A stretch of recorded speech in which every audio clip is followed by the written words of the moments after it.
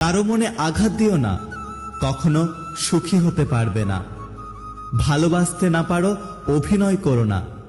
মনে রেখো, কারো চোখের জল তোমার জীবনে অভিশাপ হয়ে ঝরতে পারে।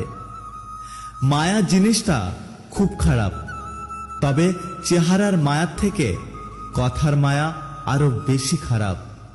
প্রদীপ কখনো জ্বলে না, তার প্রকাশিত আলোয় তার পরিচয়।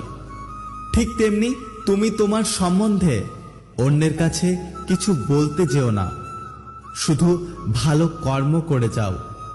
তোমার কর্মই তোমার পরিচয় দেবে।